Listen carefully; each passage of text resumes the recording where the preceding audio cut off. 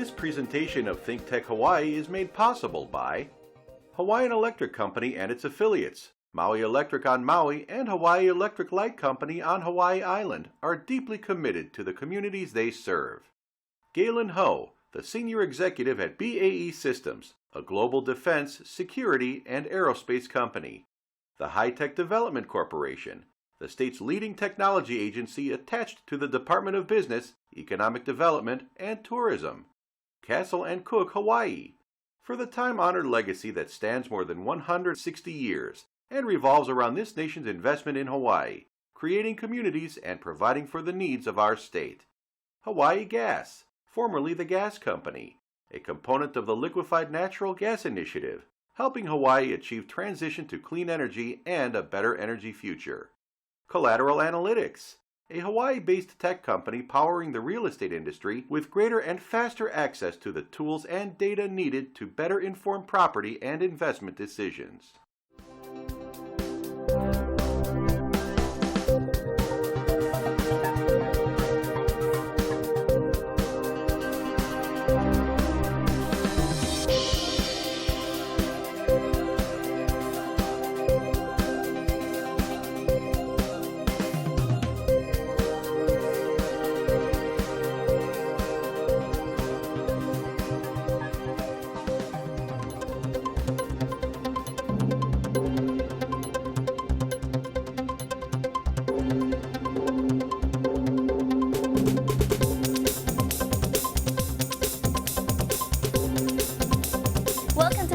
On OC16, Hawaii's weekly newscast on things that matter to tech and to Hawaii. I'm your host, Nicole Hori. And I'm your co-host, Maria Kashem. In our show this time, we'll cover the Internet of Things and how all the things in our lives are and will be connected by the Internet. We'll examine how that connection works to enhance our lives today and even more exciting possibilities for the future. The Internet of Things is the idea that every object we own will be identified, inventoried by, and interact with computers. Originally proposed in 1999 and imagined with barcodes and RFID, the concept can be extended even farther today with GPS, Wi-Fi, and near-field computing. The Internet of Things is a highly distributed data-gathering model of connected objects, devices, and sensors. This data can be used to analyze, plan, and make business decisions. Adoption in people's homes may take more time, but has huge potential. Silicon Valley has been talking about the Internet of Things for years. They say it's a massive opportunity in which all the things all around you will become smart, and you'll be able to connect with them via your phones, computers, and other gadgets. Just as Apple redefined the user experience, the Internet of Things redefines electronics. Consumers will want their smartphones to connect with other devices, and they'll want to control everything with one integrated system. Most people probably already have the ability to control multiple devices through separate apps. But as this technology progresses, these devices should be able to make decisions without human input or be controlled as a group. In an Internet of Things, the precise geographic location and characteristics of an object will be critical. These things will help take action on their own, and the role of human involvement will be reduced or eliminated. The Internet of Things has the potential to change the world and to transform daily life just as the Internet did. Every object, from jumbo jets to sewing needles, could be linked to the Internet.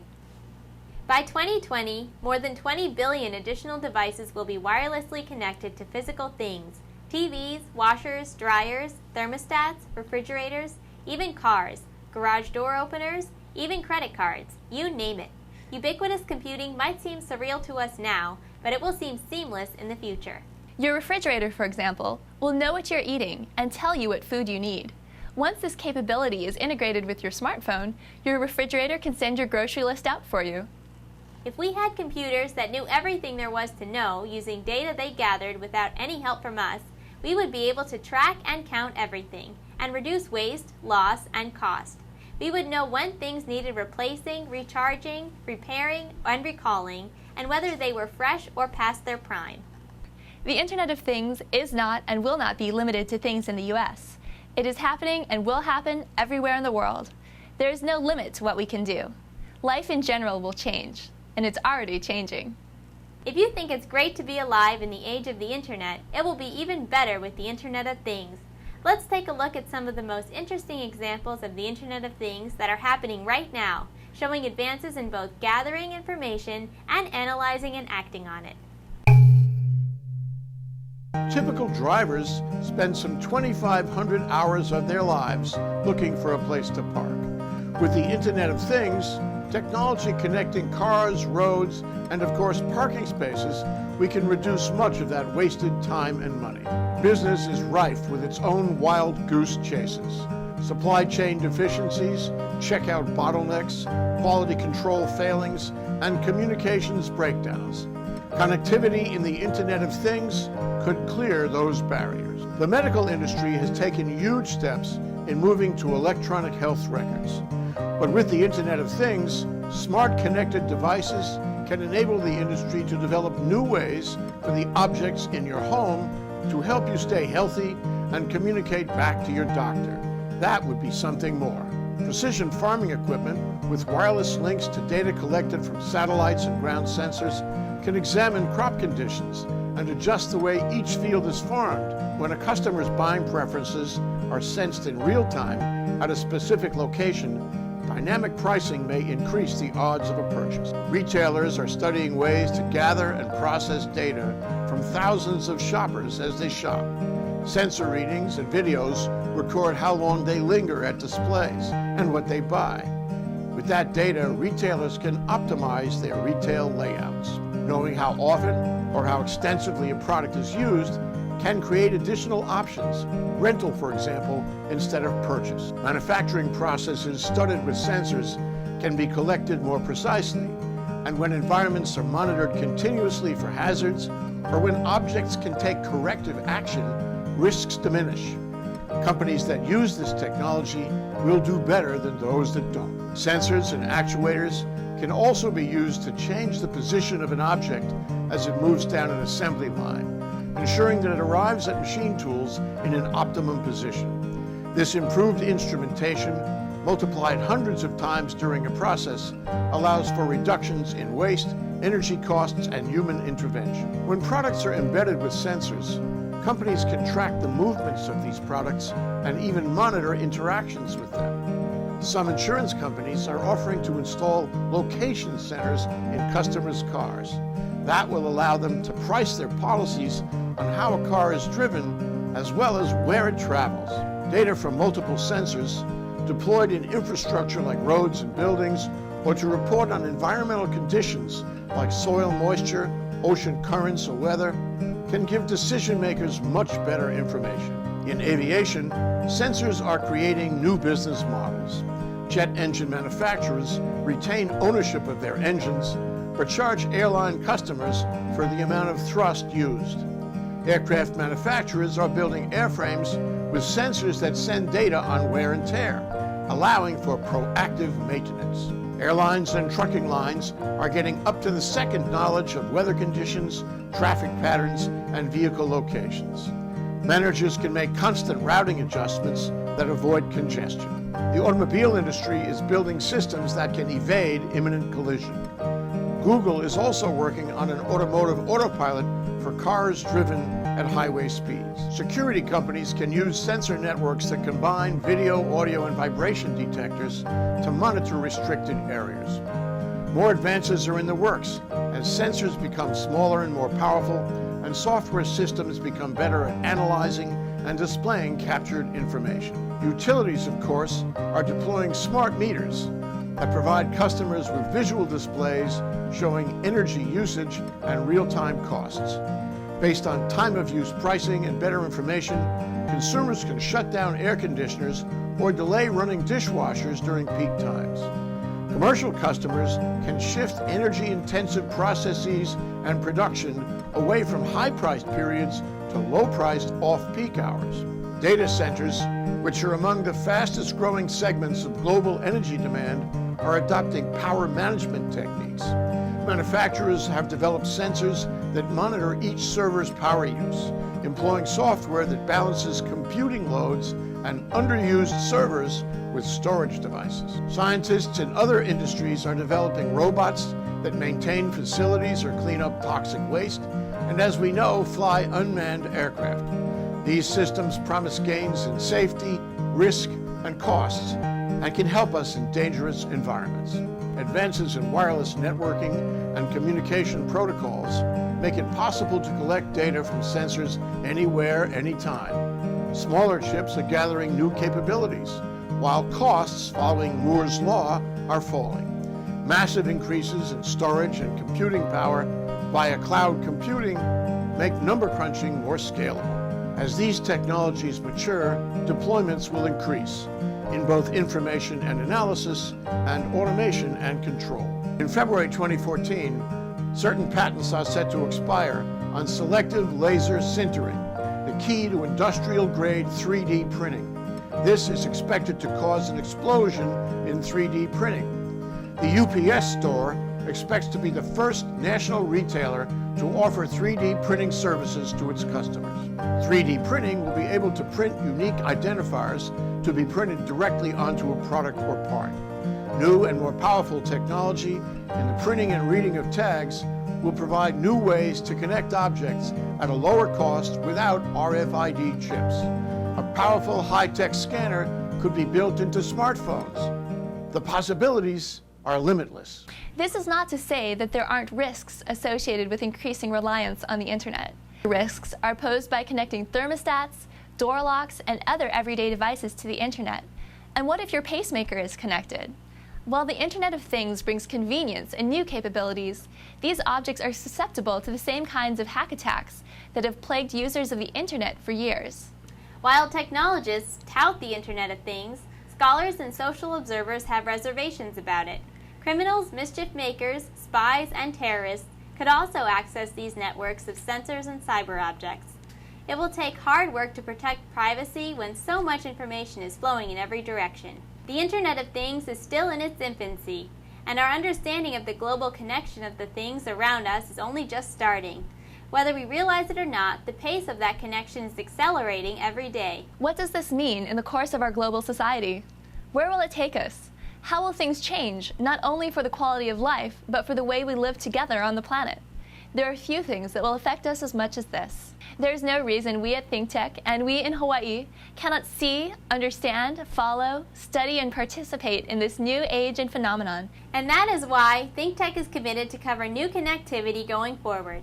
We here in Hawaii can watch, learn, and participate together. Let's be as akamai on the subject as any place in the world.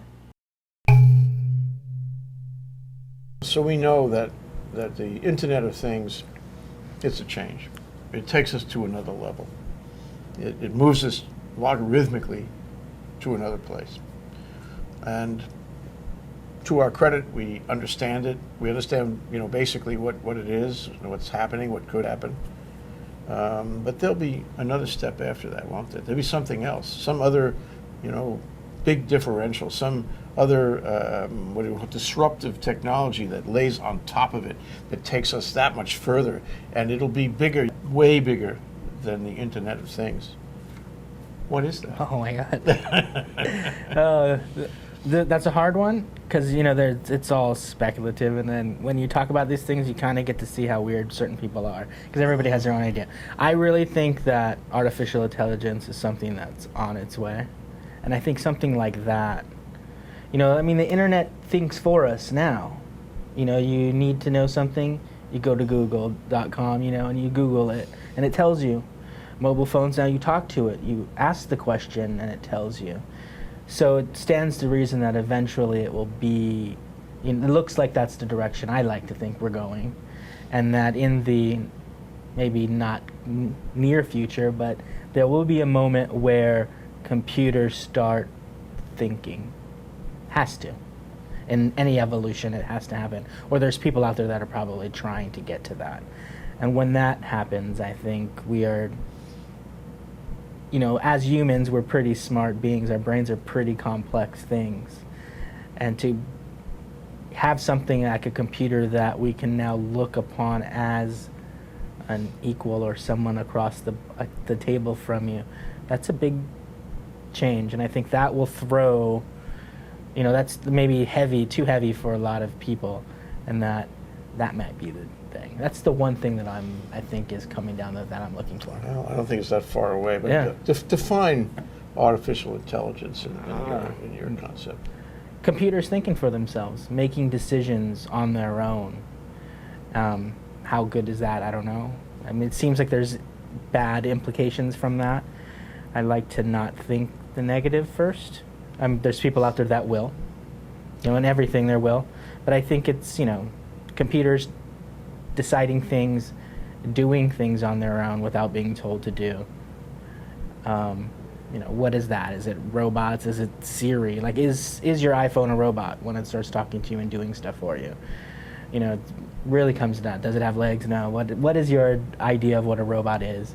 But I think that's kind of what that is. What was that that incredible computer in the 2001 movie? HAL.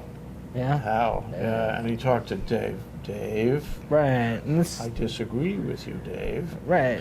And when your iPhones, when Siri tells you, now they have it all programmed to tell you some, cute saying when it doesn't know what to do. You ask too many questions and stuff like that.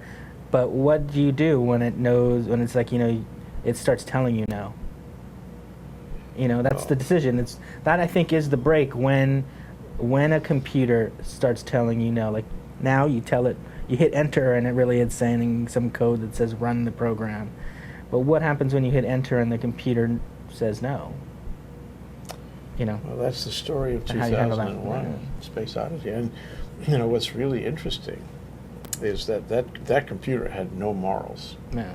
Whatever the programming had been, it had no morals. And when you talk about artificial intelligence, maybe not, that machine will be programmed with an ethical sense. Right. You're not and sure so that's the thing is, whose ethics do you put on it? That's where it gets really out of control. And that's why it seems really scary. It's like, whose ethics do you put in it? Taking it one step further and integrating what we've been talking about. So now, under the Internet of Things, you have computers talking to objects and objects talking to each other and activating each other and actually acting as a big brain of sorts. Not necessarily artificial intelligence, but they do talk to each other. And if you overlay your next step, your next chapter of artificial intelligence on top of that, the sequence is really provocative, because it means that when the artificial intelligence comes and HAL is in charge, HAL will be in charge of all those objects, and HAL will have enormous power, because HAL can theoretically control all of those billions and billions of properties, assets, things, and that leads to a really provocative kind of situation. Who is in control? That's the question. Yeah. Who is in control? And control is the operative word, because right now these things are heading in that direction. Indeed. Into control. We should live so long. I know. I'd like to live that long. I'm hoping. I want to see that kind of stuff, because, the evolution of technology intrigues me immensely. So to see it, I would be excited. It would be like, like I know space shuttles. That's exciting. For other people, it's not. Some people know the TV is something exciting for them that's come along for them. And who knows what the future's new one thing. And I want to be there, though. Yeah, and everything you can imagine that can happen. Would be very nice. Yeah. Let's keep our fingers crossed. Thank you, Ian. Thank you. It's always a pleasure.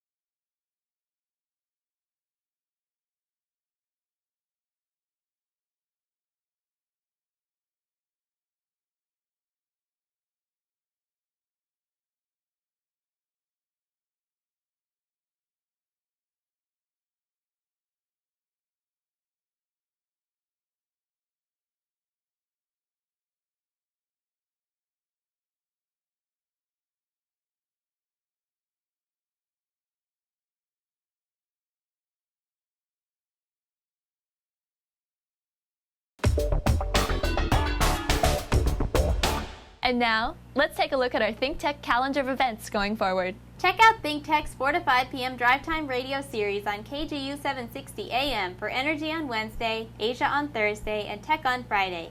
We also stream video and audio for all our shows live on the internet at 2 and 4 p.m. every weekday, and we replay them all night long on Ustream.tv.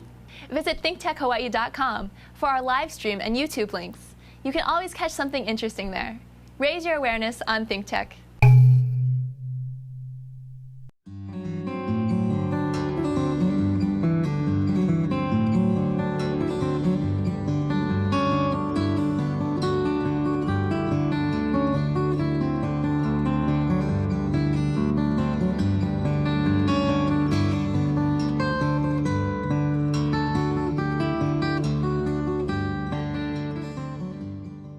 And now, here's Bill Spencer, President of the Hawaii Venture Capital Association, with this week's Spensation. Our program on July 25th was really a hit, Bill. It went beyond expectations. The panel was great, the discussion was great, and they all were talking about trying to perpetuate the discussion. And in fact, the day after, we had General Jeff Remington here with Senator Willis Sparrow, had a great discussion to follow the panel. So all I can say is we hit a nerve on that one. The paper has covered it after the fact. Front page news. Front page news. So this is going to be important going forward. I'm glad we struck the nerve and awakened something here. Well, it was very interesting how it evolved because, as we discovered, there really are no drones over Hawaii. I mean, and we got calls. Both of us got calls from people all worried about, government intervention and drones flying over their property and how they would shoot them out of the sky if they ever saw a drone. It was one of the few meetings we've ever done where I've had people, literally call me up and express all sorts of concerns. It was interesting, but, General Wong pointed out that just for them to do a training exercise over a designated military training area, they have to submit a request that takes a year to process. Our government at work. So this is not happening willy-nilly. On the other hand, Willis Sparrow and others got some legislation passed to create Hawaii and Alaska in a zone for the FAA to test sort of the regulatory waters, because that's the real bottleneck for the commercialization of this drone technology. We have to have rules and regulations, and the FAA is the one that's got to do it. And we're way behind the 8 ball on that. And we heard from our panelists multiple applications, positive, helpful applications that would take advantage of, pilotless vehicles. What did General Wong call it? Remotely piloted. Oh, RPA. RPA. He doesn't like the use of the word drone. Well, a lot of people make that correction. They want to call it an RPA. Remotely piloted airplane or remotely piloted vehicle, because you can use these underwater as well. Mm-hmm.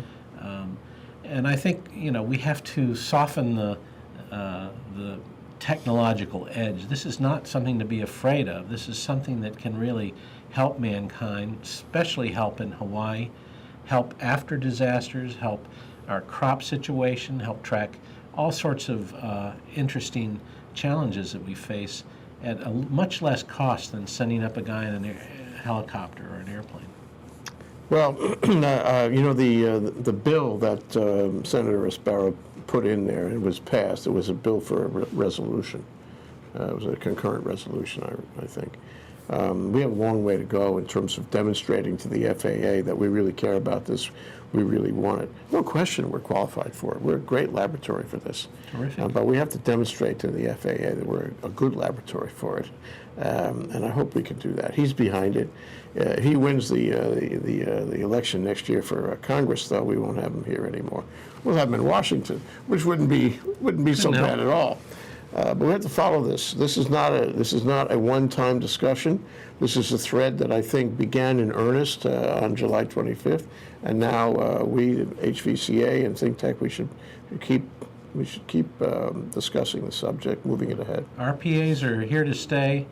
In another 15 years or so, there will be 30,000 of them up in the air at any one time, according to one study. So I think we have to make sure that happens and make sure that our dual-use community can take advantage of it.